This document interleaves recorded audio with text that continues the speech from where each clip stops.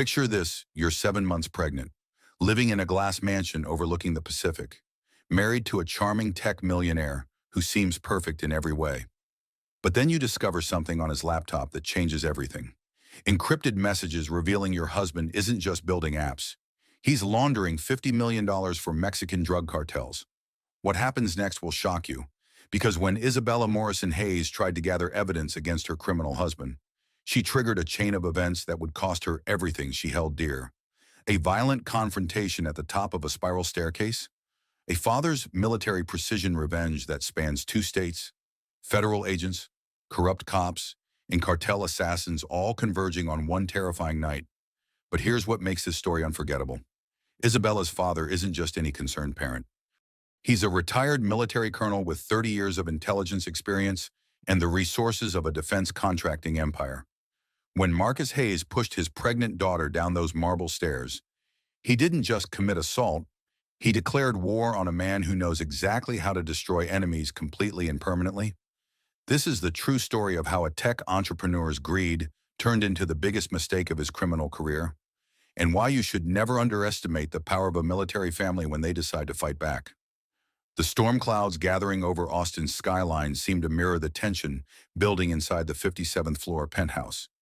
Isabella Morrison Hayes pressed her palm against the floor-to-ceiling windows, watching lightning fork across the darkening Texas sky. At 7 months pregnant, she moved more carefully now. But tonight something else made her steps cautious, the encrypted messages she'd discovered on Marcus's laptop just minutes before. Her husband's voice echoed from the marble foyer below. "Izzy, I'm back early," Marcus called out, his footsteps sharp against the polished stone. She had maybe 30 seconds before he reached their home office.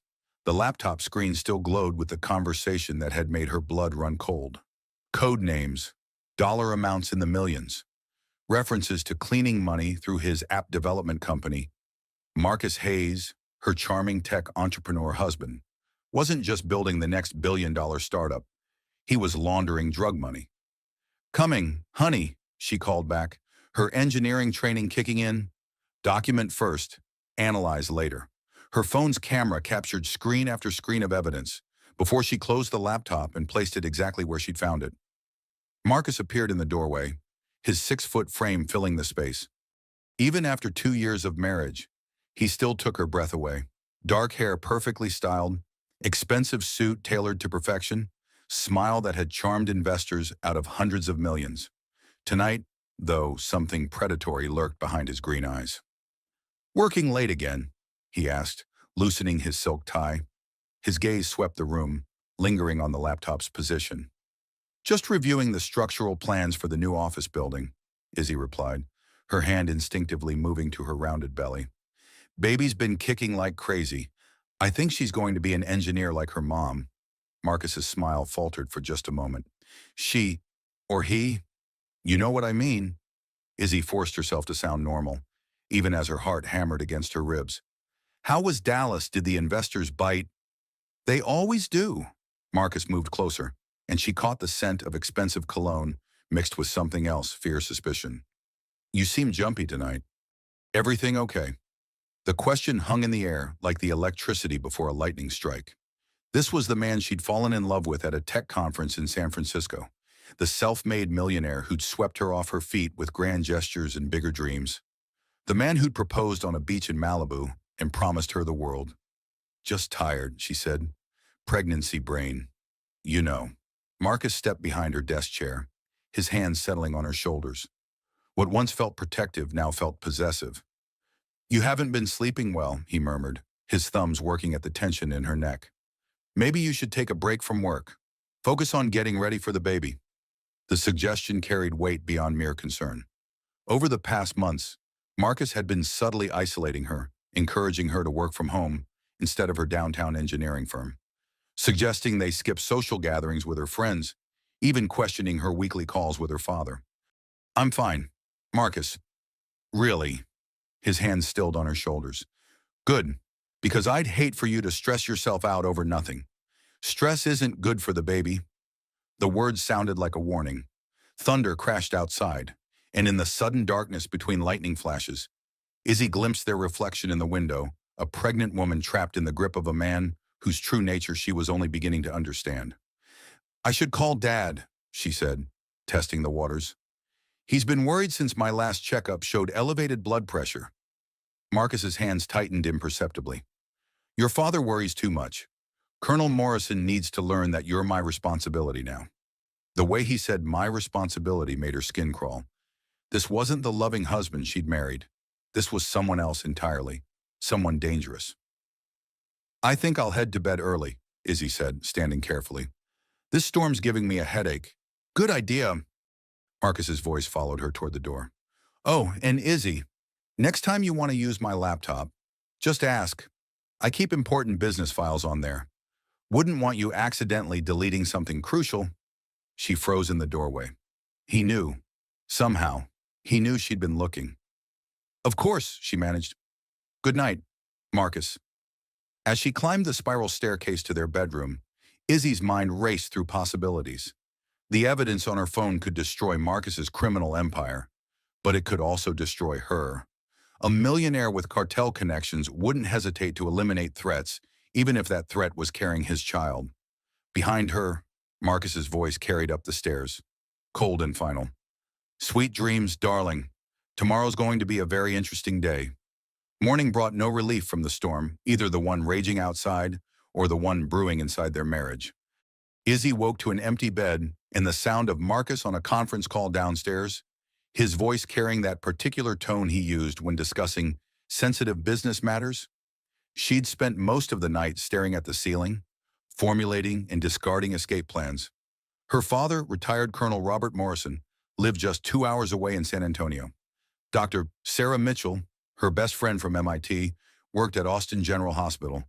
She had options, support systems Marcus hadn't managed to destroy yet.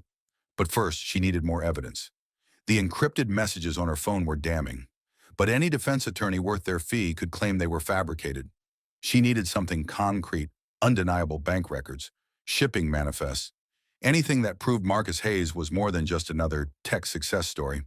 "Morning, beautiful," Marcus said as she entered the kitchen. He stood at the marble island, perfectly dressed despite the early hour, scrolling through his phone with one hand while stirring coffee with the other.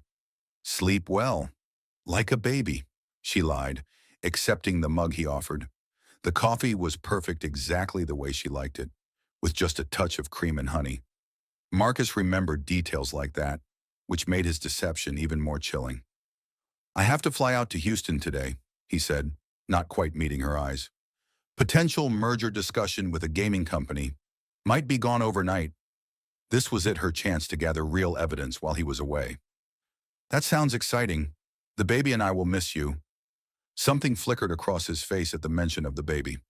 "About that, I've been thinking we should hire a private security firm. With the business growing so fast, I worry about our safety." "Security, Marcus. We live in one of the safest buildings in Austin. Humor me." His smile didn't reach his eyes. "I've already contacted a firm. They'll start this week." The trap was closing around her, piece by careful piece. First isolation, now surveillance disguised as protection. How long before concern for her delicate condition became outright imprisonment? "I should get going," Marcus said, checking his Rolex. "Don't wait up if I'm late getting back tomorrow."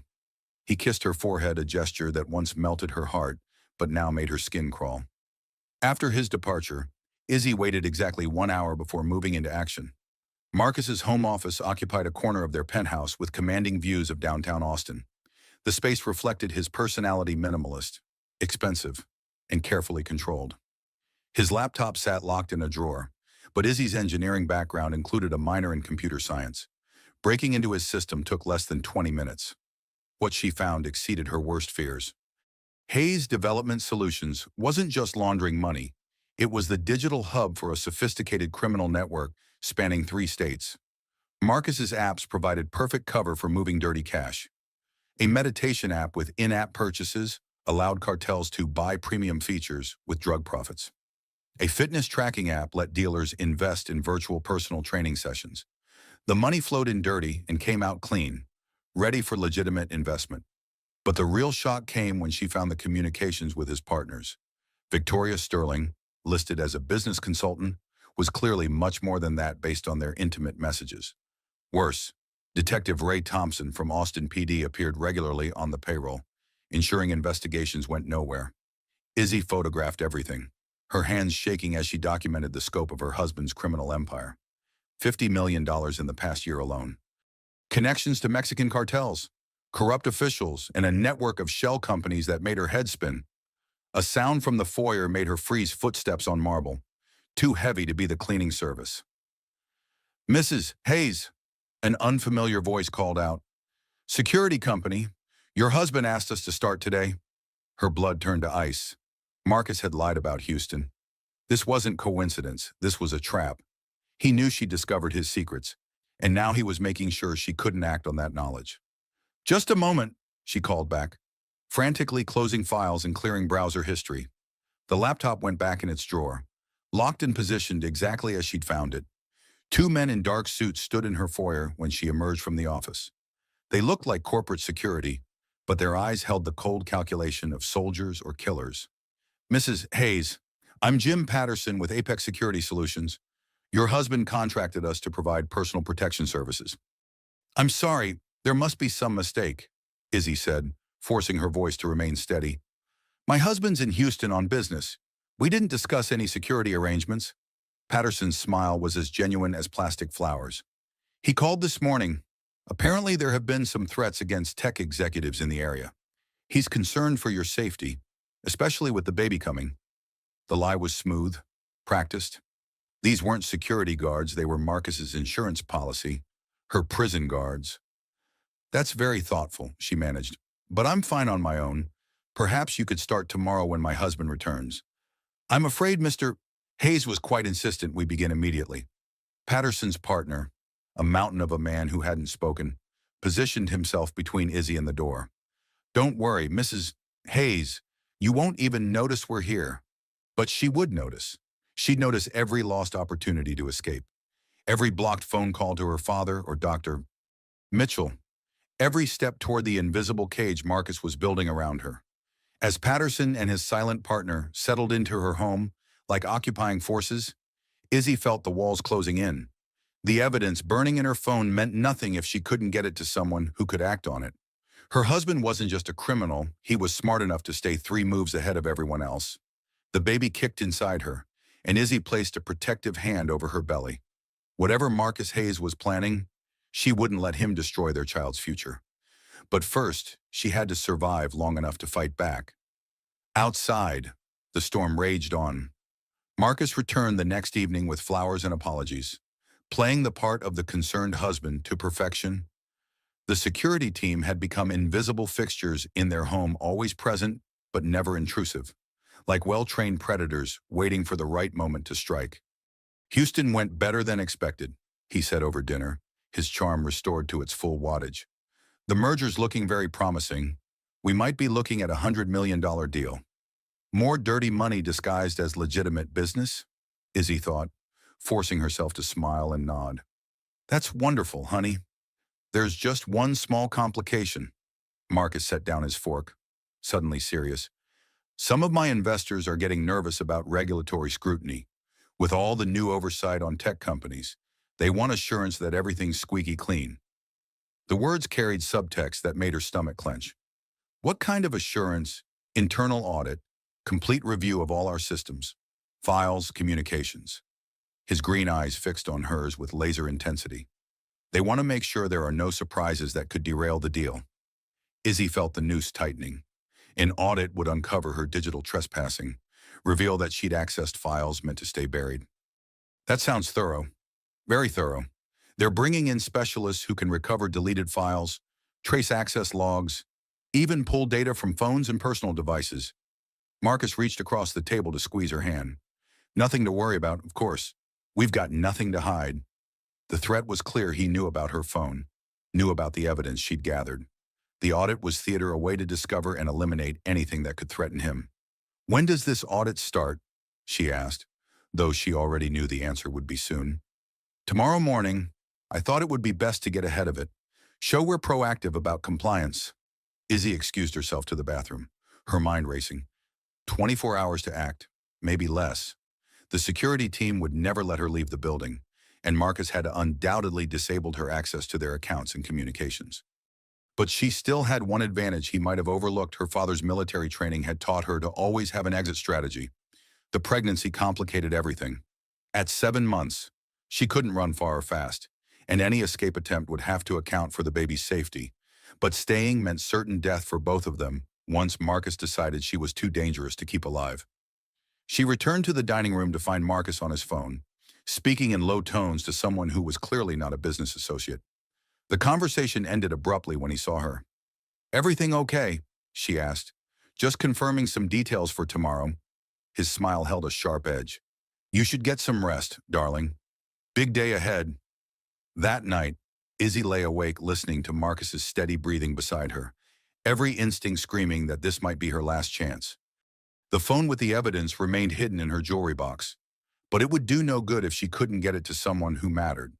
Dawn brought a team of auditors who looked more like forensic investigators than accountants. They swarmed through the penthouse with military precision, setting up equipment and asking pointed questions about access logs and device synchronization. Marcus played the cooperative business owner, but Izzy caught him watching her with predatory focus. When she tried to slip away to make coffee, Patterson materialized at her elbow like a dark shadow. "Allow me, Mrs. Hayes. You should rest." Rest was the last thing on her mind. The auditors were closing in on her digital footprints, and Marcus was positioning pieces on a chessboard she was only beginning to understand. The breaking point came at 3 in the afternoon. "Marcus, we need to talk." The lead auditor, a thin man with calculating eyes, gestured toward the office. "We found some interesting access anomalies in your system." Izzy's blood turned to ice. They'd found her intrusion, traced her activities back to files she should never have seen. Marcus's face remained perfectly composed, but she caught the flash of fury in his eyes before he nodded and followed the auditor. 20 minutes later, Marcus emerged from the office alone. The auditors packed their equipment with unusual haste and left without a word of explanation. In the sudden silence of their penthouse, Izzy faced her husband across the marble expanse of their living room. "Interesting day," Marcus said softly. "The audit went well." She managed, "Oh, very well. We found exactly what we were looking for." He moved closer, each step deliberate and predatory. "It's amazing what digital forensics can uncover. Files accessed without authorization, phones used to photograph sensitive documents, even the exact timestamps of industrial espionage." Izzy's heart hammered against her ribs. "Marcus, I don't know what you're talking about." "Don't you?" His voice dropped to a dangerous whisper.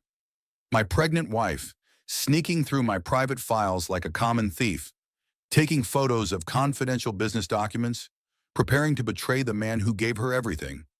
I was trying to understand. You were trying to destroy me." The mask finally slipped, revealing the monster beneath. Marcus's face contorted with rage, his carefully controlled facade cracking like ice under pressure. "Did you think I was stupid that I wouldn't notice my own wife spying on me?" Izzy backed toward the spiral staircase, her hand protective over her belly. "Marcus, please, let's talk about this rationally." "Rationally?" He laughed, a harsh sound devoid of humor. "You want rational? Here's rational. My business associates don't forgive security breaches. They eliminate them." The words hit her like physical blows. "You're threatening your own child." "My child?" Marcus followed her up the stairs, his voice echoing in the vaulted space. "How do I even know it's mine? Maybe you've been spreading your legs for more than just information." "That's enough." Izzy's voice cracked like a whip, years of suppressed anger finally breaking free. "I loved you, Marcus. I believed in you. I helped you build this company with my engineering expertise, my connections, my trust, and this is how you repay me." They'd reached the top of the spiral staircase, the marble steps gleaming like polished bone beneath them. The height made her dizzy, or maybe that was fear and adrenaline coursing through her system. "You helped me." Marcus's eyes blazed with narcissistic fury. "I built this empire myself. You were just window dressing the perfect wife to make me look respectable. But now you're a liability, and I don't keep liabilities around." "I won't let you hurt this baby," Izzy said, backing against the glass railing. Below them, the living room stretched out like a minimalist canyon, all sharp edges and unforgiving surfaces. The baby's the only reason you're still breathing, Marcus snarled, advancing on her. But even that protection has limits. Accidents happen to pregnant women all the time. Tragic falls downstairs, heart attacks from stress. So many ways for problems to just disappear. Izzy saw death in his eyes, cold, calculated, and utterly without remorse. This was the man she'd married, the father of her unborn child, and he was planning to murder them both. Marcus, don't! His hands came up fast, striking her chest with brutal force. The world tilted, gravity taking hold as her feet left the marble landing. For one terrifying moment, she was airborne, seeing Marcus's contorted face framed against the ceiling lights. Then she was falling, tumbling down the unforgiving steps in a cascade of pain and terror. Her last conscious thought was a prayer for her baby's life as darkness claimed her. Above her, Marcus Hayes stared down at his handiwork, already formulating the story he'd tell the police about his wife's tragic accident. Isabella Morrison Hayes drifted back to consciousness in fragments, the steady beep of monitors, the antiseptic smell of hospital air, and pain radiating through every nerve in her body. When she finally managed to open her eyes, the first face she saw was her father's, etched with a fury that could have melted steel. Colonel Robert Morrison sat ramrod straight in the visitor's chair, his weathered hands clenched into fists on his knees.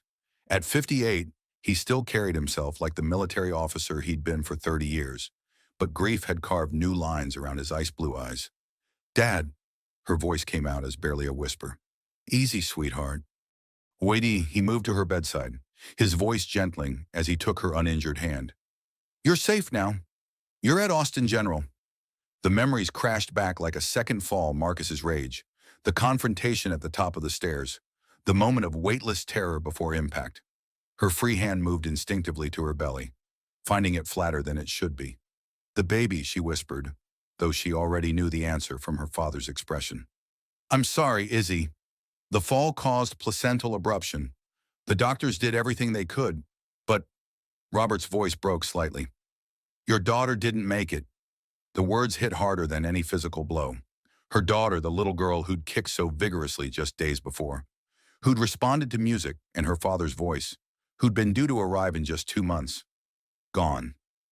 "I'm going to kill him," Robert said quietly, his voice carrying the flat certainty of a man who'd ended lives before in service to his country. "Dad, no." Izzy struggled to focus through the haze of grief and pain medication. "You can't. It'll destroy your life too." "My life." Robert's laugh held no humor. "That bastard murdered my granddaughter and tried to kill my daughter. My life doesn't matter anymore." "Yes, it does." She squeezed his hand with what little strength she had. "He has to pay, but not like that. Promise me you won't do anything stupid." Robert Morrison had spent 3 decades in military intelligence before transitioning to the defense contracting world. He knew a dozen ways to make Marcus Hayes disappear without leaving a trace. But looking at his broken daughter, he also knew she needed him free, not in prison for revenge. "I promise," he said finally. "But that doesn't mean he walks away from this." A soft knock interrupted them. Dr. Sarah Mitchell entered, her usually bright demeanor subdued by professional concern and personal grief. She'd been Izzy's roommate at MIT, her maid of honor, and the one person who'd consistently warned her about Marcus's controlling tendencies. "How are you feeling?" Sarah asked, though her medical training had already cataloged the obvious injuries: broken ribs, fractured wrist, severe bruising, and internal trauma that would require weeks of recovery.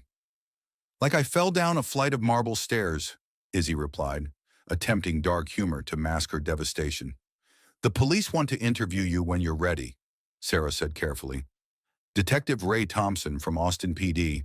He's been very concerned about the circumstances." Robert's expression hardened. "Thompson, I'll handle him." Something in his tone made both women look at him sharply. "Dad, what aren't you telling me?" "Nothing you need to worry about right now. Focus on getting better." But Izzy's engineering mind was already connecting pieces. "Marcus has connections in the police department. He mentioned having protection from investigators. That's why we're not trusting local law enforcement alone," Robert said grimly. "I've made some calls to old friends in federal agencies. Real investigators who can't be bought." The door opened again, and Marcus Hayes entered with a bouquet of roses and an Oscar-worthy performance of the grieving husband. He looked perfectly devastated, expensive suit slightly wrinkled, eyes red-rimmed with what could have been tears or contact lens solution. "Oh, thank God you're awake," he said, rushing to her bedside before Robert could intercept him. "I was so scared I'd lost you too." The casual reference to their dead daughter made Izzy's stomach turn. "Don't," she whispered. "The doctors say you don't remember the fall," Marcus continued, his voice pitched for the nurses who might be listening. "You were so dizzy lately, probably from the pregnancy. I should have installed better railings on those stairs." His performance was flawless, the concerned husband tormented by guilt over his wife's tragic accident. But Izzy saw the calculation in his eyes, the way he positioned himself to block her father's direct line to her bed. "I remember everything," she said clearly. Marcus's facade flickered for just a moment. "The doctors said head trauma can cause false memories. Darling, you've been through such an ordeal. Get out!"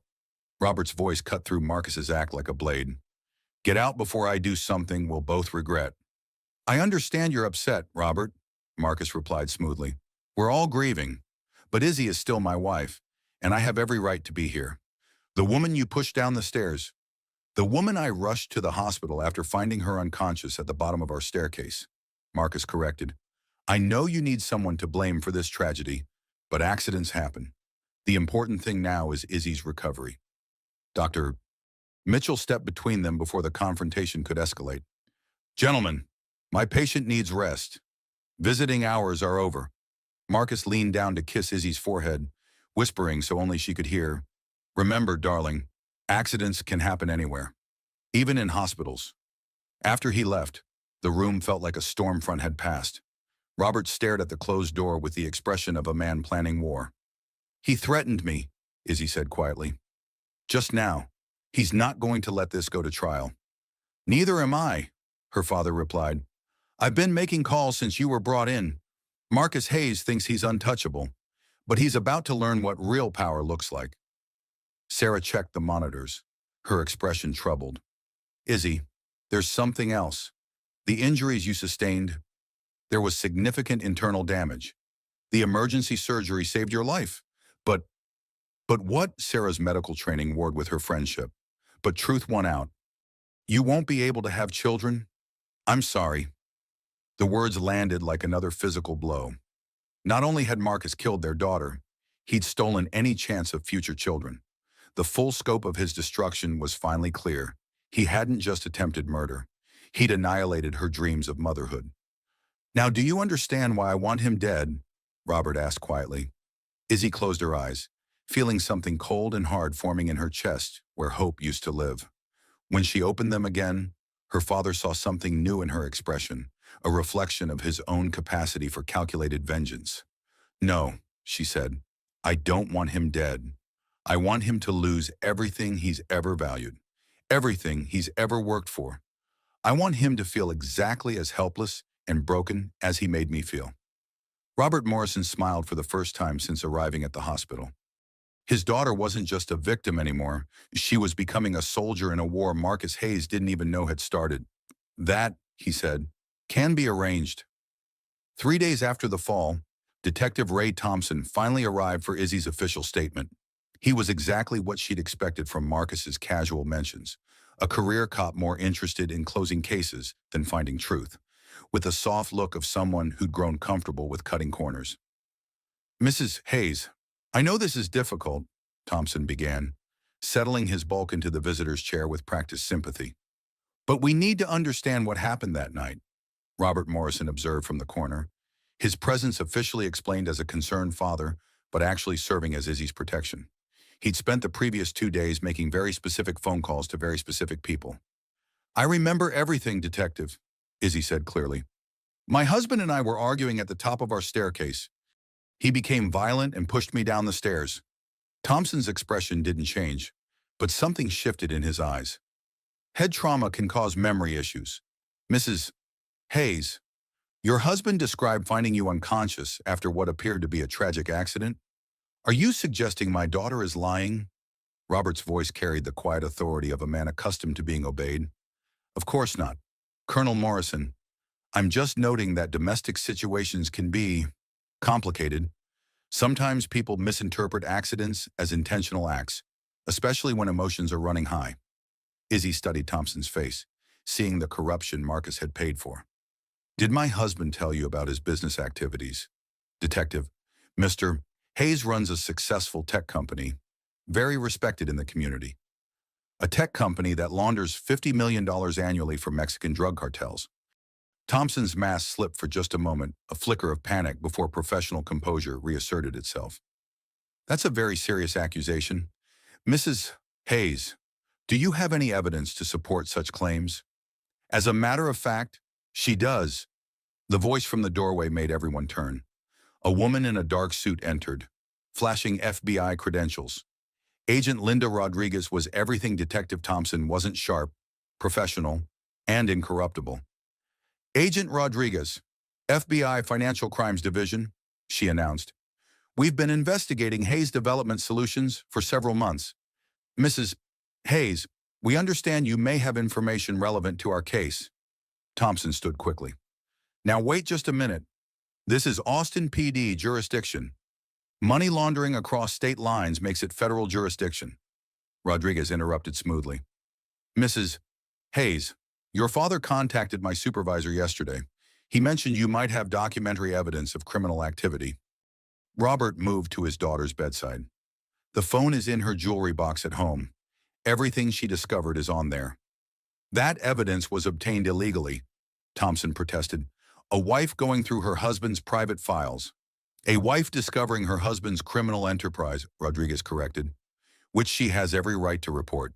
Detective Thompson, I'm curious, how many domestic violence cases have you investigated involving Mr. Hayes? The question was a trap, and Thompson walked right into it. This is the first incident I'm aware of. Interesting. Our investigation suggests otherwise. Rodriguez pulled out a tablet, scrolling through files. Sarah Chen, assault charges filed and mysteriously dropped. Angela Martinez, protective order requested and somehow denied. 3 other women, all with connections to Hayes Development Solutions, all with complaints that disappeared into bureaucratic limbo. Izzy felt sick. She wasn't Marcus's first victim, just his most recent. How many other women had he hurt while police like Thompson looked the other way? I want to cooperate fully with your investigation, Izzy said firmly. Whatever you need, Rodriguez smiled grimly. We need your testimony and access to that evidence. But first, we need to address the elephant in the room. She turned to Thompson. Detective, you've received $17,000 in consulting fees from Hayes Development Solutions over the past 18 months. Care to explain? Thompson's face flushed red. That was legitimate security consulting work. For a tech company that develops meditation apps, Rodriguez's skepticism was withering. I think your definition of legitimate might need some adjustment. The room fell silent except for the steady beep of medical monitors. Thompson realized his position was untenable, his corruption exposed, his career effectively over. Desperation made him dangerous. You people don't understand what you're dealing with, he said, standing and backing toward the door. Marcus Hayes has connections you can't imagine. This investigation dies here, or people start dying. Starting with her? The threat was clear and stupid, made in front of a federal agent and recorded by hospital security cameras. Rodriguez didn't even blink. Detective Thompson, you're under arrest for accepting bribes, obstruction of justice, and threatening a federal witness. What followed was a carefully choreographed dance of federal jurisdiction, trumping local corruption. Thompson was led away in handcuffs while Rodriguez took Izzy's complete statement about the assault and the financial evidence she'd discovered. Your husband will be arrested within 24 hours, Rodriguez assured her. We have enough evidence to charge him with money laundering, conspiracy, and attempted murder. But as the agent left, Robert Morrison's expression remained troubled. He'd seen enough military operations to know that winning the first battle didn't guarantee victory in the war. What is it? Dad, Marcus Hayes isn't the type to go quietly. He'll have contingency plans, escape routes, ways to eliminate problems. Robert moved to the window, scanning the parking lot below with professional paranoia. Thompson was right about one thing: we're dealing with people who kill to protect their interests. As if summoned by his words, Izzy's phone buzzed with a text from an unknown number. Accidents can happen to anyone. anywhere, even retired colonels who meddle in other people's business. The message was followed by a photo of her father entering the hospital that morning, crosshairs digitally superimposed over his chest. "Dad, look at this." Robert read the message, his face hardening into military readiness. "He's escalating. Good. Good. How is death threats? Good. Because desperate people make mistakes. And when Marcus Hayes makes his next mistake, I'll be ready for him." Robert Morrison pulled out his own phone, scrolling through a contact list that read like a who's who of military intelligence and private security contractors. The war Marcus had started by pushing his daughter down those stairs was about to expand beyond anything the young criminal could have imagined. But wars required sacrifice, and Robert could see in his daughter's eyes that she was beginning to understand the true cost of seeking justice against someone with nothing left to lose. Outside, storm clouds gathered once again over Austin, as if the city itself was bracing for the battle to come. Marcus Hayes had built his criminal empire on careful planning and calculated risks, but FBI handcuffs around his wrists represented a variable he hadn't accounted for. The arrest at his office was deliberately public federal agents swarming through Hayes Development Solutions, while news cameras captured every moment for the evening broadcast. His defense attorney, Patricia Vance, was worth every dollar of her $1,000 per hour fee. Within 6 hours, Marcus was released on $2 million bail, electronically monitored but free to prepare his defense. He returned to the penthouse that night to find it transformed into a crime scene evidence tags marking locations. Furniture moved, his carefully ordered world in chaos. "They took everything," Victoria Sterling said, emerging from the bedroom they'd shared whenever Izzy was away. At 50, Victoria was still stunning, with the kind of predatory beauty that attracted weak men and destroyed strong ones. "Computers, phones, financial records, even your backup drives." Marcus poured himself 3 fingers of 30-year-old scotch, his hands remarkably steady for someone facing life in federal prison. "Expected. We planned for this contingency." "Did we plan for your wife surviving?" Victoria's voice carried an edge that made Marcus look up sharply. "Because that wasn't supposed to happen." The accusation hung between them like a loaded gun. Marcus had always been the brains of their operation. Victoria, the ruthless enforcer who handled problems that couldn't be solved with charm or money. If she was questioning his competence, their partnership was fracturing at the worst possible moment. "Izzy was handled appropriately given the circumstances," Marcus replied carefully. "Her survival actually works in our favor. Dead wives generate more sympathy than injured ones. Dead wives also can't testify in federal court." The conversation was interrupted by Marcus's phone, a burner device Victoria had provided after the FBI seized his regular communications. The caller ID showed only a number, but Marcus recognized the voice immediately. "You have created problems," the man said without preamble. His English was accented with the particular cadence of Sinaloa cartel leadership. "Our arrangement requires discretion. Federal attention is not discretion." "The situation is contained," Marcus assured him, though sweat beaded on his forehead. "My legal team will resolve this quietly." "Your legal team cannot resolve bullets. Mr. Hayes, we have invested significantly in your operation. That investment requires protection." The line went dead, leaving Marcus staring at a phone that had just delivered his death sentence. The cartel's patience had limits, and federal indictments tested those limits severely. "How bad?" Victoria asked, reading his expression. "They want the operation shut down." "Permanently." Victoria moved to the window, looking out at the Austin skyline where Marcus had once imagined building a legitimate empire. "Then we accelerate the timeline, transfer the remaining assets, activate the escape protocols, and disappear." "What about Izzy? What about her?" Victoria's reflection in the glass was cold as winter. "She's a federal witness now. The cartel will handle that problem for us." Marcus felt something twist in his chest, not quite conscience, but a recognition that his wife's death would be the final step in his transformation from ambitious entrepreneur to full-fledged monster. The baby's death had been collateral damage, but ordering Izzy's assassination would be conscious choice. "There might be another way," he said slowly, "such as, her father, Colonel Morrison, is the real threat. military intelligence background, defense contractor connections, the kind of man who knows how to wage war. Remove him, and Izzy becomes just another grieving widow with a story nobody will believe. Victoria turned from the window, interest replacing skepticism in her expression. You want to kill a retired military officer with federal protection. I want to eliminate a threat to our organization using the same methods we've always used, make it look like an accident. Ensure there's no blowback.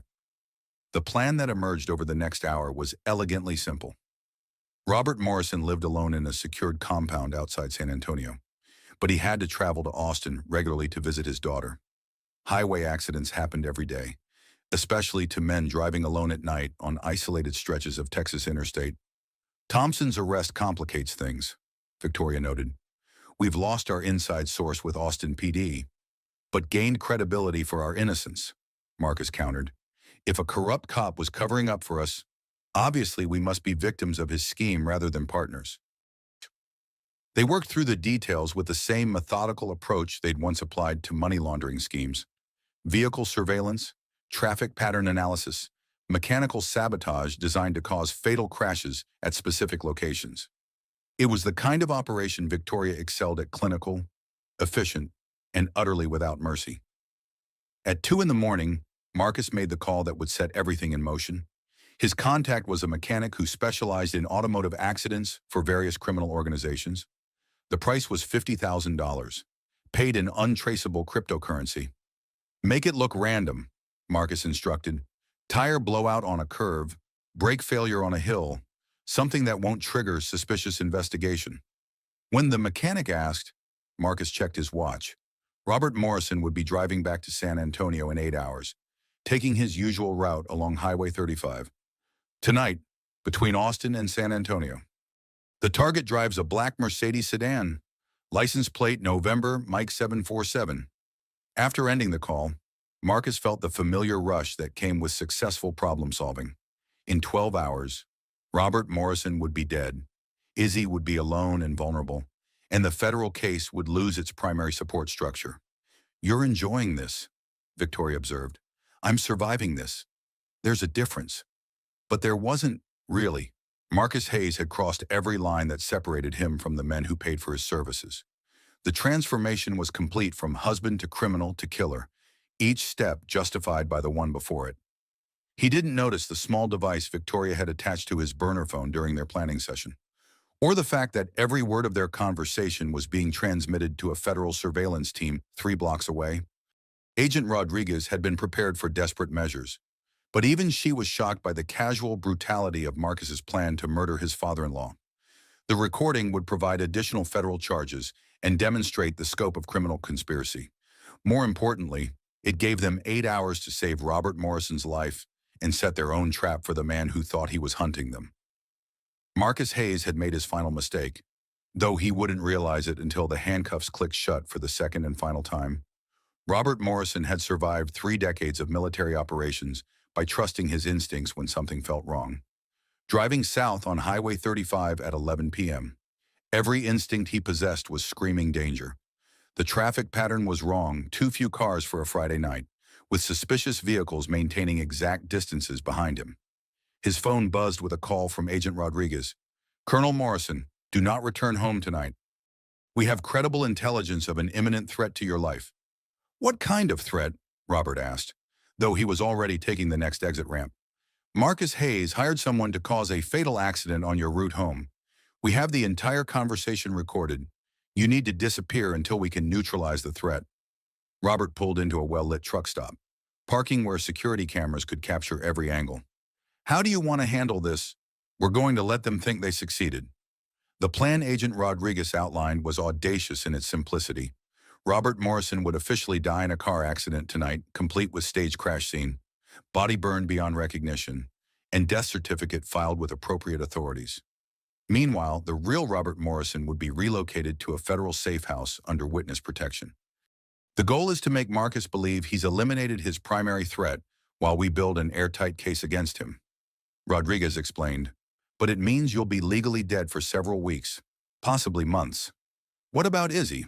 She'll be told the truth, but everyone else, including hospital staff, media, and Marcus's surveillance network will believe you're dead. Her grief will be genuine because she'll be mourning your legal death while knowing you're actually alive. It was exactly the kind of psychological warfare Robert had specialized in during his military career. Let the enemy think they'd won while positioning pieces for a devastating counterattack. 2 hours later, Highway 35 became the scene of a spectacular single-car accident. Robert Morrison's Mercedes sedan, traveling at high speed, suffered what appeared to be a catastrophic tire blowout on a curved section of road. The vehicle rolled 3 times before exploding into flames, burning so intensely that dental records would be required for identification. The first responders were federal agents in disguise. The crash investigation team was FBI. Even the coroner who pronounced Colonel Robert Morrison dead at the scene was part of the operation. By dawn, news reports were broadcasting the tragic death of a decorated military veteran and successful defense contractor, survived only by his daughter Isabella, currently hospitalized after her own tragic accident.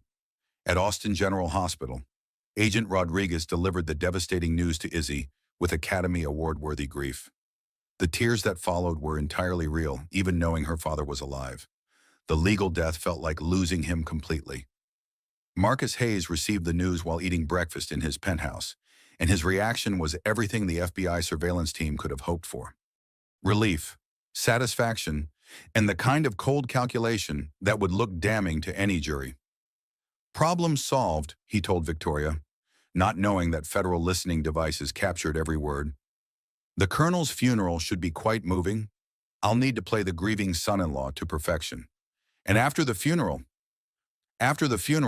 we finish cleaning up loose ends.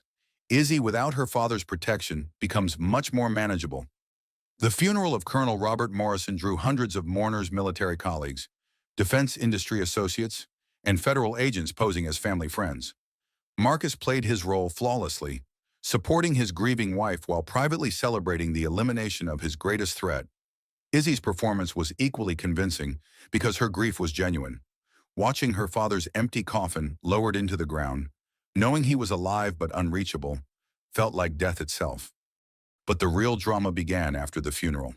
When Marcus finally revealed the depth of his planning, back at the penthouse, with Izzy physically weak and emotionally shattered, he produced documents that would have impressed Machiavelli with their thoroughness. "I've taken care of everything, darling," he said, spreading legal papers across their dining table. "Insurance policies, estate planning, medical power of attorney. With your father gone and your health so fragile, someone needs to make decisions for our family." The documents were masterpieces of legal manipulation. Marcus had used shell companies and phantom trusts to position himself as the sole beneficiary of Robert Morrison's estate while gaining complete control over Izzy's medical care and financial assets. If she signed, she would become a prisoner in her own life. "I don't understand all this legal language," Izzy said, playing the confused widow while memorizing every detail for later testimony. "That's why you have me," Marcus replied smoothly. "Trust me to handle the complicated stuff. You just focus on getting better." The papers included one particularly chilling provision, a medical directive authorizing Marcus to make end-of-life decisions should Izzy's condition deteriorate. It was a license to commit murder disguised as compassionate medical care. "I need time to think," Izzy said. Marcus's expression hardened almost imperceptibly. "There's nothing to think about, darling. These are routine legal protections. Unless you don't trust your own husband." The threat was subtle but unmistakable. Sign the papers and become his victim, or refuse and face more direct consequences. But Marcus had made one critical error in his planning. He'd assumed Robert Morrison's death would leave Izzy completely isolated. What he didn't know was that his father-in-law had spent 3 days before his death putting additional pieces in motion. Dr. Sarah Mitchell arrived at the penthouse that evening with a medical excuse, checking on her friend's recovery progress, but actually carrying a device that would record every conversation in the apartment. Robert Morrison had contacted her before his disappearance, explaining the stakes and recruiting her as an active participant in bringing down Marcus Hayes. "How are you feeling?" Sarah asked, conducting a genuine medical examination while positioning recording equipment. "Tired," Izzy replied truthfully. "Marcus has been wonderful, but all these legal decisions are overwhelming." "What legal decisions?" Sarah's question was perfectly innocent, but designed to prompt Marcus into explaining his power grab on tape. For the next hour, Marcus detailed his complete plan for controlling every aspect of Izzy's life, her money, her medical care, even her ability to leave the apartment without supervision. He presented it as loving protection for a traumatized wife, but the FBI listening devices captured every word of what was clearly a kidnapping and financial fraud scheme. "I just want what's best for our family," Marcus concluded, his performance Oscar-worthy in its sincerity. "Of course you do," Sarah agreed, her medical training helping her maintain professional composure while documenting the ravings of a sociopath. After Sarah left, Izzy stared at the legal documents that would sign away her freedom. Tomorrow, she would have to choose between signing her own death warrant or triggering Marcus's more violent contingency plans. But for the first time since her fall down the stairs, she felt something approaching hope. Her father wasn't dead. Federal agents were building an ironclad case, and Marcus Hayes was about to discover that manipulating a military family required skills he'd never developed. The trap was set. Now they just had to spring it without getting killed in the process. The morning Marcus Hayes expected to complete his wife's legal enslavement began with news that shattered his carefully constructed world. Agent Rodriguez arrived at the penthouse with a search warrant and 12 federal agents. But that wasn't the devastating blow. The real damage came from what they'd found in Victoria Sterling's apartment. "Your business partner decided to cut a deal," Rodriguez announced as agents swarmed through Marcus's home office. "Complete cooperation in exchange for a reduced sentence. She's been quite helpful in explaining your organizational structure." Marcus felt the ground shifting beneath his feet like an earthquake. Victoria knew everything: bank accounts, cartel connections, the location of backup drives he'd thought were safely hidden. Worse, she understood his psychology well enough to anticipate every defensive strategy. "I want to speak with my attorney," Marcus said, watching agents photograph the legal documents he'd prepared to control Izzy's life. "Of course, but you should know that Ms. Sterling provided us with recordings of your conversations, including your plan to murder Colonel Morrison." Rodriguez held up a digital recorder. "Would you like to hear your own voice ordering the assassination of a federal witness's father?" The recording was damning. Marcus's voice clearly audible, discussing payment methods, timing, and backup plans if the highway accident failed. Worse, it captured his cold satisfaction when discussing the elimination of problems that threatened his operation. "The murder-for-hire charges alone carry life sentences," Rodriguez continued. "Add in the money laundering, drug trafficking, and conspiracy charges, and you're looking at multiple consecutive life terms." But Marcus Hayes hadn't built a criminal empire by accepting defeat gracefully. As agents executed their search warrant, his mind was already working through contingency plans that would have impressed his cartel partners with their ruthlessness. "Agent Rodriguez," Marcus said quietly, "I believe there's been some confusion about my wife's accident. Perhaps we could discuss this privately." The offer was subtle but clear information about federal investigative procedures in exchange for reconsidering his wife's testimony. It was the kind of corruption that had worked with Detective Thompson, but Rodriguez wasn't interested in negotiations. "The only confusion, Mr. Hayes, is your belief that you still have leverage in this situation. Your wife is under federal protection. Your business partner is cooperating. Your cartel connections are being rolled up by DEA task forces. You have nothing left to bargain with." Rodriguez was wrong about that last part, though she wouldn't realize it until later. As the search warrant execution continued, Marcus excused himself to the bathroom, a moment of privacy that federal protocols allowed even during arrests. What the agents didn't know was that the bathroom contained an encrypted communication device Victoria had installed for exactly this kind of emergency. The call Marcus made connected him directly to cartel leadership, bypassing all the usual intermediary layers. It was dangerous for everyone involved, but desperation made calculated risks irrelevant. "The operation is compromised," Marcus reported in Spanish, using phrases he'd learned during 2 years of laundering drug money. "Federal agents, cooperating witnesses, complete exposure." The response was coldly professional. "Understood. Cleanup protocols activated. All witnesses, all investigators, all problems eliminated within 24 hours. Including my wife, especially your wife. She knows too much to live." The call ended, leaving Marcus staring at his reflection in the bathroom mirror.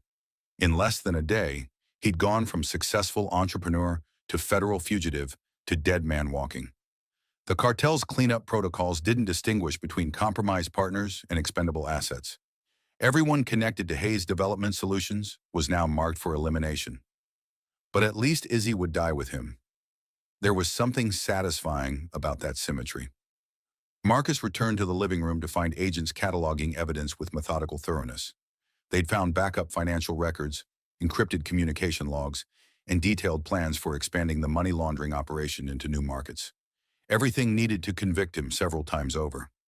"Mr. Hayes," Rodriguez said, "you're under arrest for conspiracy to commit murder, racketeering, money laundering, and drug trafficking. You have the right to remain silent." The Miranda warning felt like a formality. Marcus Hayes had made his final play, gambling everything on the cartel's ability to eliminate witnesses faster than federal agents could protect them. It was a bet that would determine whether justice prevailed or if everyone who'd opposed him would die screaming. As handcuffs clicked around his wrist for the second time, Marcus smiled. "Agent Rodriguez, you might want to put my wife in protective custody. Tonight's going to be very dangerous for federal witnesses." The threat was clear, and Rodriguez felt ice form in her stomach. Cartel retribution was swift, brutal, and thorough. If Marcus had activated elimination protocols, Izzy Morrison Hayes had perhaps 12 hours to live. "What have you done?" Rodriguez demanded. "What needed to be done? If I can't have my wife, nobody can." The words echoed in the penthouse as agents hustled Marcus toward a federal detention facility. But his warning had already set other wheels in motion, protective details scrambling to secure witnesses, safe houses being activated, and a race against time to prevent a massacre. In her hospital room, Izzy felt something shift in the air, like the pressure change before a tornado. Her father had taught her to recognize danger by its absence of obvious threats, the sudden quiet that meant predators were moving into position. Her phone buzzed with a text from an unknown number. "You have 6 hours to live. Use them well." The final battle for her life was about to begin, and this time there would be no federal agents or protective custody to shield her from a cartel that had just declared war on everyone who threatened Marcus Hayes' empire. The storm that had been building since the night of her fall was finally ready to break, and everyone in its path would learn why crossing criminal organizations was a mistake that few people lived to regret. 6 hours to live felt like both an eternity and an instant to Isabella Morrison Hayes as she processed the cartel's death sentence. Federal agents had moved her from Austin General to an undisclosed location, a safe house that felt more like a trap than sanctuary.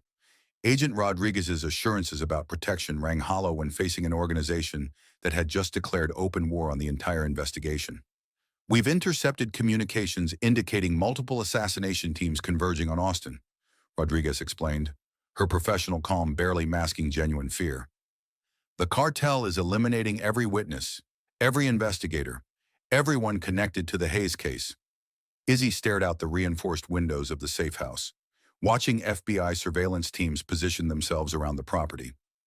"How many people are going to die because I found those files on Marcus's laptop? None of this is your fault. Marcus made these choices long before you discovered them." But guilt and logic rarely occupied the same space in a human heart. Izzy couldn't escape the feeling that her marriage to Marcus Hayes had painted targets on everyone she cared about: her father, Dr. Mitchell, even the federal agents now risking their lives to protect her. "There's something else," Rodriguez said quietly. "Your friend Dr. Mitchell was attacked leaving the hospital tonight. She's alive, but barely. Professional hit team, made to look like a random mugging." The words hit like physical blows. Sarah had been targeted because she'd helped install recording equipment, because she'd been loyal to their friendship when loyalty became dangerous. How many others would pay the price for Marcus's psychotic need for control? "I want to see him," Izzy said suddenly. "Absolutely not. Hayes is in federal detention under maximum security." "Not Marcus. My father?" Rodriguez's expression shifted. The federal agent looked genuinely confused for a moment before understanding dawned. "You think your father is still alive?" "I know he is." Izzy met the agent's gaze steadily. "Military families develop certain instincts about death and survival. My father isn't dead, and I need to see him before the cartel succeeds where Marcus failed." The admission hung between them like a loaded weapon. Rodriguez had maintained the fiction of Robert Morrison's death even with his daughter, following protocols designed to protect ongoing operations. But faced with imminent threat to every witness, those protocols suddenly seemed inadequate. Even if that were true, Rodriguez said carefully, seeing him would compromise his security and yours. Agent Rodriguez, in approximately 5 hours, professional killers are going to breach this safe house and execute everyone inside.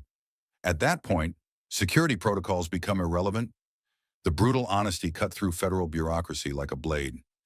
Rodriguez looked at her secure phone, calculating risks that had no good outcomes. Every choice led to death. The only variable was how many people died and in what order. If I could arrange such a meeting, Rodriguez said finally, what would be the point? Because I have information that might stop this. Something Marcus doesn't know I discovered. Something that could turn his own organization against him. 3 hours later, Isabella Morrison Hayes sat across from her father in a sterile conference room at an undisclosed federal facility. Robert Morrison looked every day of his 58 years, the stress of fake death and real danger etched into new lines around his eyes. I'm sorry about the funeral, he said quietly. Watching you grieve for me was the hardest thing I've ever done. You're alive. That's all that matters. Izzy reached across the table to squeeze his hand. But we need to talk about Victoria Sterling. Robert's expression sharpened. Military intelligence training recognized the tone that preceded crucial revelations. Marcus thinks she's cooperating with the FBI to save herself, Izzy continued. But I don't think she's motivated by self-preservation. I think she's in love with him. And everything she's doing is designed to help him escape. The implication was staggering. If Victoria Sterling was playing a deeper game, then her cooperation with federal authorities was a deception designed to flush out witness locations and security protocols. Every piece of information she'd provided could be accurate about the money laundering operation while being completely false about protective measures. You think she's feeding the cartel our locations, Robert said, his voice flat with certainty. I think she's been feeding them everything. Safe house locations, witness identities, federal response protocols. Marcus isn't facing execution by the cartel, he's orchestrating it. Robert Morrison pulled out a secure satellite phone, one that connected to communication systems Victoria Sterling had never seen. Within minutes, he was speaking with contacts in military intelligence who could verify or disprove his daughter's theory. The answer came back in less than 10 minutes. Victoria Sterling had indeed provided accurate information about Hayes Development Solutions' money laundering operation. But she'd also been caught in 3 separate lies about Marcus's personal communications. Lies that suggested active deception rather than simple misremembering. More damning, financial records showed Victoria had transferred significant funds to offshore accounts just hours before claiming to cooperate with federal authorities. She wasn't abandoning Marcus Hayes, she was helping him execute the greatest escape plan in criminal history. She's playing everyone, Rodriguez said when presented with the evidence. The cooperation was theater designed to identify witnesses and security protocols, which means Marcus knows exactly where we are right now. Izzy realized.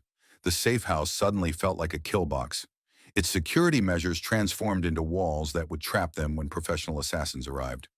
Every federal agent, every witness, every person who'd opposed Marcus Hayes was now positioned exactly where he wanted them.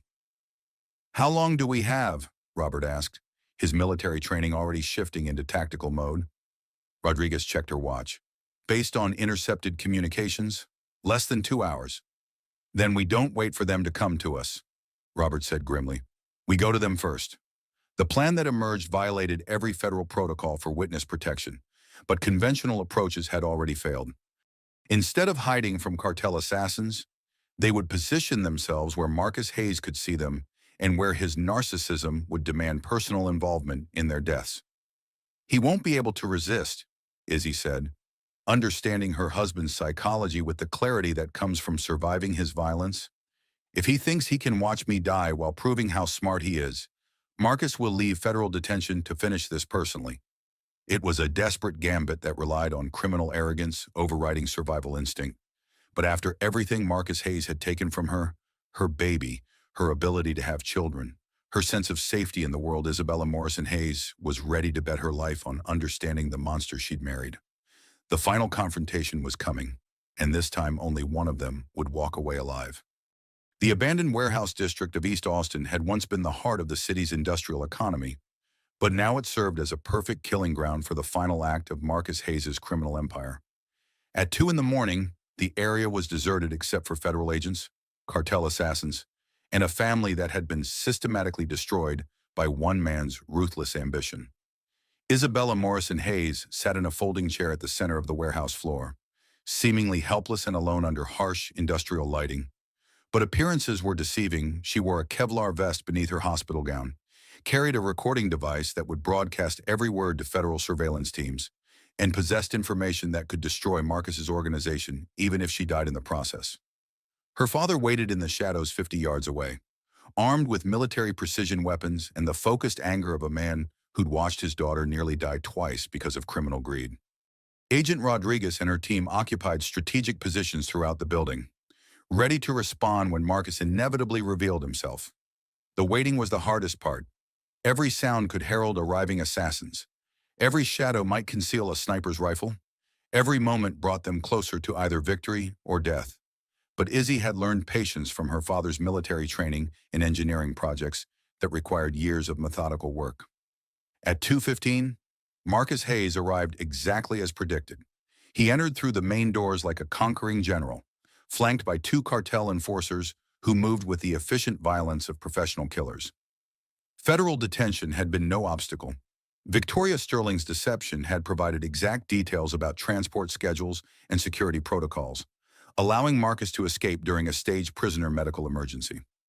"Hello, darling," Marcus said, his voice carrying across the empty warehouse with practiced charm. "I told you we'd finish our conversation about those legal documents." Even now, facing certain death or life imprisonment, Marcus couldn't Hayes maintain the arrogant confidence that had built his empire. He genuinely believed he could talk his way out of any situation, manipulate any person, control any outcome through sheer force of personality. "I signed them," Izzy lied, her voice steady despite the fear coursing through her system. "Everything you wanted. Complete power of attorney, medical directives, financial control. You win." Marcus smiled, but something predatory lurked behind his green eyes. "Do I? Because winning would mean you never discovered my business arrangements.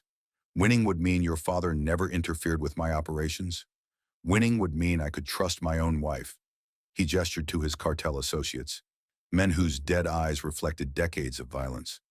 "These gentlemen are here to ensure there are no more complications. No more federal investigations. No more witness testimony. No more problems. The FBI knows everything," Izzy said. "Victoria Sterling's cooperation gave them complete details about your money laundering operation." "Poor Victoria." Marcus's laugh held genuine amusement. "Did you really think she betrayed me? Everything she told your federal friends was carefully crafted to lead them exactly where I wanted them, including this warehouse, tonight, with you positioned perfectly for elimination." The revelation hit like a physical blow. Victoria Sterling hadn't been cooperating with federal authorities. She'd been feeding them false information designed to gather all of Marcus's enemies in one location for mass execution. Every security protocol, every safe house location, every witness identity had been compromised from the beginning. "Surprised," Marcus continued, moving closer with theatrical confidence. "Victoria and I have been planning this for months. Create a federal investigation, appear to be targets rather than criminals, then eliminate everyone who threatened our operation in a single night. By tomorrow morning, Hayes Development Solutions will be the victim of a tragic cartel retaliation that killed all the witnesses against us. It was a masterpiece of criminal strategy, used law enforcement's own procedures to position targets for elimination while maintaining the appearance of innocence." Marcus would emerge from the massacre as the sole survivor of a vendetta, free to rebuild his empire without federal interference. But Marcus Hayes had made one critical error in his planning. He'd underestimated the military family he'd chosen to destroy. "You know what the difference is between you and my father?" Izzy asked, standing slowly from her chair. "You see people as assets to be managed or problems to be eliminated. He sees them as human beings worth protecting." "Your father is dead," Marcus replied dismissively. "Car accident. Remember, very tragic. Completely unavoidable." "No," Robert Morrison said, stepping out of the shadows with a rifle trained on Marcus's chest. "I'm right here." The shock on Marcus's face was worth every moment of fake death and federal deception. His carefully constructed plan crumbled as he realized the central pillar of his strategy, eliminating Izzy's primary protector, had failed completely. "Impossible," Marcus whispered. "I heard the news reports, saw the funeral." "You saw what we wanted you to see," Agent Rodriguez announced, emerging from her concealment with a dozen federal agents. "The same way we've been feeding Victoria Sterling false information about our operations while she fed you false information about yours." The warehouse suddenly filled with FBI tactical teams, their weapons trained on Marcus and his associates. But the cartel enforcers weren't interested in surrender. They'd been paid to eliminate witnesses, and professional reputation demanded completion of contracted work. The firefight that followed lasted less than 30 seconds, but felt like an eternity. Federal agents and cartel assassins exchanged gunfire while Izzy pressed herself against a concrete support pillar, listening to bullets fragment against industrial fixtures. Her father's military training showed as he systematically eliminated threats with precision shots that would have impressed his old Special Forces instructors. When the shooting stopped, both cartel enforcers were dead, and Marcus Hayes knelt in a spreading pool of blood from a shoulder wound that had shattered his right arm. The man who'd built an empire through violence was finally experiencing its consequences firsthand. "It's over, Marcus," Izzy said, standing over her husband as paramedics worked to stop his bleeding. "The money laundering, the corruption, the violence, all of it ends tonight." Marcus looked up at her with eyes that still held defiant calculation. "You think this ends anything? There are dozens of operations like mine, hundreds of people ready to take my place. You've won a single battle in a war that will never end." "Maybe," Izzy agreed, "but you won't be part of it anymore." The trials that followed lasted 18 months and resulted in convictions that dismantled 3 separate criminal organizations. Marcus Hayes received 5 consecutive life sentences without possibility of parole. Victoria Sterling, faced with evidence of her deception, accepted a plea bargain that would keep her in federal prison until she was 80 years old. Detective Ray Thompson's corruption trial exposed police misconduct that led to reforms in law enforcement oversight. But for Isabella Morrison Hayes, justice wasn't found in courtrooms or prison sentences. It was found in the Sterling Hope Foundation, a nonprofit organization that provided support for domestic violence survivors who faced financially powerful abusers. The foundation's first office opened in Austin, funded by the seized assets of Hayes Development Solutions and staffed by people who understood that escaping dangerous relationships required more than good intentions. "We can't save everyone," Izzy told a group of women at the foundation's first support meeting. "But we can save each other, and sometimes that's enough to change the world." Dr. Sarah Mitchell, recovered from her injuries and serving as the foundation's medical director, watched her friend address the group with pride and amazement. The woman who'd once been pushed down a staircase by her criminal husband had transformed her trauma into a force for protecting others. "Any regrets?" Sarah asked afterward. Izzy considered the question while looking out at downtown Austin, where Hayes Development Solutions' former headquarters now housed a federal task force dedicated to investigating financial crimes. "I regret that it took so long to see who Marcus really was. I regret that other women suffered because I didn't recognize the warning signs earlier. But I don't regret fighting back." Colonel Robert Morrison, officially resurrected from his legal death, stood in the doorway listening to his daughter's wisdom with the pride of a man who'd raised a warrior. She'd lost more than anyone should have to lose, but she'd found something precious in the wreckage, the knowledge that survival wasn't enough. That true victory meant ensuring others never had to endure what she survived. Marcus Hayes had taken her baby, her ability to have children, and her sense of safety in the world. But he hadn't taken her capacity for hope, her ability to love, or her determination to build something meaningful from the ashes of destruction. That, ultimately, was the difference between them. He destroyed lives to build his empire. She transformed her destruction into something that would save lives for generations to come. The final victory belonged not to the man who thought power meant controlling others, but to the woman who learned that real power meant protecting them. Sometimes justice isn't about punishment, it's about prevention. Sometimes the greatest revenge isn't destroying your enemy, but becoming someone they could never hurt again. And sometimes, from the darkest moments of human cruelty, emerge the brightest examples of human resilience. The Sterling Hope Foundation would help thousands of women escape dangerous relationships, its existence a permanent reminder that even the most sophisticated evil cannot ultimately triumph over determined goodness. Marcus Hayes had lost everything: his freedom, his empire, his future. But Isabella Morrison Hayes had gained something he could never touch: the knowledge that her pain had meaning, that her survival had purpose, and that love could be stronger than violence when it was channeled into protecting others. In the end, that was victory enough. This story proves that sometimes the most dangerous person in the room isn't the one with the most money or the most connections. It's the one with the most to lose and the skills to do something about it. If Isabella's journey from victim to survivor inspired you, hit that like button to help others find this story. Share your thoughts in the comments. Have you ever discovered something about someone you trusted that completely changed your relationship? And if you want more incredible true stories about ordinary people facing extraordinary circumstances, subscribe and ring that notification bell. Because sometimes reality is more gripping than any fiction Hollywood could create. Until next time, remember, the people who love you most are often the ones who'll go to the greatest lengths to protect you.